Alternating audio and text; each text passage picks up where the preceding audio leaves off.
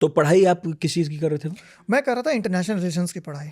International relations की पढ़ाई, मतलब हमारे तो विदेश मंत्री भी वहीं पढ़े हैं।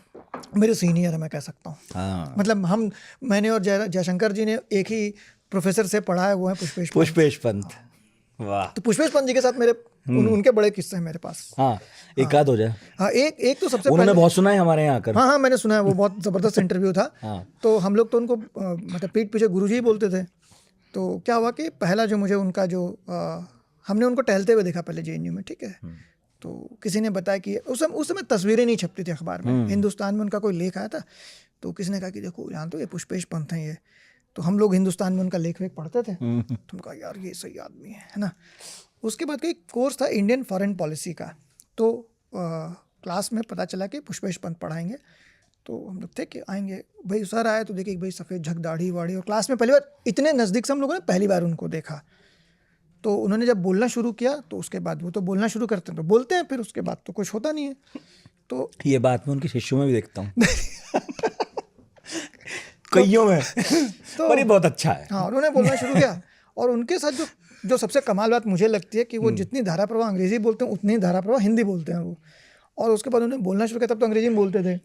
तो मैंने उस दिन डिसाइड किया कि यार पीएचडी करनी है ना तो इसी आदमी के साथ करूँगा, नहीं तो नहीं करूँगा, कोई फ़ायदा नहीं है दूसरे। मतलब ये दिस इज़ इट। वो हिंदी लिखते ही थे।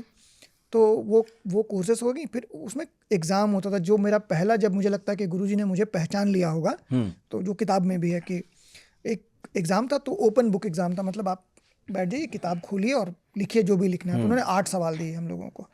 अब जैसे ही 8 सवाल के बाद उन्होंने सबसे एक और मज़ेदार काम किया, बोले भाई किसको किसको चाय पीनी है, ठीक है। 50 बच्चे भी चाय किसको पीनी है। तो लोग कह रहे मुझे चाय पीनी है, तो मंगवा लिया चाय वाय, जिसको चाय पीनी है पी लो, ठीक है भाई। अब मैं ये सोच रहा हूँ बैठ के कि भाई 8 सवाल हैं, सब लोग किताब खोल के लिख रहे हैं, तो मैं लिखूंगा तो मैं ऐसा क्या लिखूंगा, मैं क्या अलग लिख है दूंगा, ना, मैं क्या अलग लिख दूंगा। तो उसमें एक सवाल था, मुझे अभी याद है सवाल, वो सवाल ये था कि डांग में कुछ हिंसा हुई थी ईसाइयों के खिलाफ। हाँ हाँ। तो सवाल ये था कि डांग में जो ईसाइयों के खिलाफ हिंसा हुई है उसका भारतीय विदेश नीति पर क्या असर पड़ेगा। ये अंग्रेजी में सवाल था। मैंने कहा यार ये तो सर ने पढ़ाया नहीं है, तो मैं यही लिखूंगा। तो मैंने उस पर अपना जवाब लिखा, एक ही सवाल करना था, मैंने लिख दिया और 1.5 घंटे का था, मैं कंप्लीट करके चला गया जब जवाब। तो सर ने देखा और मैं निकल रहा था क्लास में। हिंदी लिख रहे थे, इंग्लिश? अंग्रेजी में लिख रहा था मैं। मैंने हिंदी में कोई पर्चा नहीं लिखा वहाँ पे। आपने बताया था कि शायद पहले साल तो आप हिंदी कर रहे थे, नहीं, मैंने कभी हिंदी में पर्चा नहीं लिखा, मैंने अंग्रेजी में लिखा। हाँ, मैंने कहा कि मैं फेल हो जाऊंगा लेकिन अंग्रेजी में लिखूंगा, क्योंकि मैं बॉटनी का ग्रेजुएट था तो मुझे अंग्रेजी थोड़ी थोड़ी आती थी। और एमसी में था, मैंने पीटीआई में थोड़ा सा मैं फ्रीलांसिंग मतलब काम किया था, तो उसमें मुझे ट्रांसलेशन वगैरह आता था ठीक से। तो मैंने कहा कि अंग्रेजी में ही लिखूंगा, फेल हो जाऊंगा लेकिन लिखूंगा अंग्रेजी में। मैं निकल रहा था तो गुरुजी ने कहा रे झाजी रुकिए। तो हम रुक गए, साहब इधर आइए। तो उन्होंने पर्चा देखा, बोला कि मैंने तो ये सवाल पढ़ाया नहीं है। तो मैंने कहा सर आपने बहुत कुछ और पढ़ाया है तो उसी से। तो बोले रुकिए आप। उन्होंने देखा ऐसे अपना टिक विक किया, लिख दिया A-। बोले वेरी गुड, जाओ। तो वो, और उसके बाद पता चला कि गुरुजी को याद था, और गुरुजी की मेमोरी बड़ी भयानक है। तो ये हो गया, एक घटना ये हुई। और दूसरी घटना ये हुई कि उसके बाद सेकेंड ईयर में सर पढ़ा रहे थे इंट्रोडक्शन टू डिप्लोमेसी, तो नेचुरली उनके साथ लेना ही था। क्लास लिया, महाशिवरात्रि का दिन था, छुट्टी थी उस दिन। और मुझे नहीं पता कि मैं क्यों चला गया क्लास करने, वो कुछ कन्फ्यूजन था छुट्टी है कि नहीं है। तो कुछ आ गए कुछ रह गया। हाँ, कुछ रह गया था। तो 3 लोग हम लोग पहुँचे क्लास में और गुरुजी पहुँच गए थे। तो गुरुजी ना बहुत गुस्से में थे कि ये तो कोई छुट्टी का दिन नहीं है, क्यों चले गए, बाकी लोग क्यों नहीं आए, तुम लोग तीनों को तो मैं आज एग्ज़ाम लूँगा। तो उन्होंने एक एग्ज़ाम ले लिया, हम लोगों का नंबर दे दिया। जब हम लोग बाहर निकल रहे थे तो गुरुजी तीनों से पूछे कि भाई तुम क्या करना चाहते हो, मुझसे पूछा कि तुम क्या कर। तो मैंने कहा मैंने तो एमसी से पढ़ाई की, तो मैं तो उसके बाद जर्नलिज्म में जाना चाहता हूँ। तो गुरुजी बहुत खुश हुए।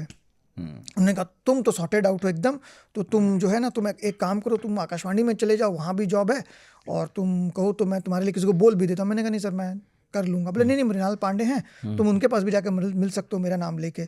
तो मैंने कहा नहीं सर मैं देख लूँगा। मैं उनके पास गया नहीं। तो मेरे ख्याल से ये भी मेरे हक में गया कि मैं उनसे नौकरी मांगने नहीं गया। तो जब मैंने एंट्रेंस दिया एग्ज़ाम का, तो एक और टीचर थे जो सवाल पूछ रहे थे। गुरुजी ने मुझसे कुछ नहीं पूछा।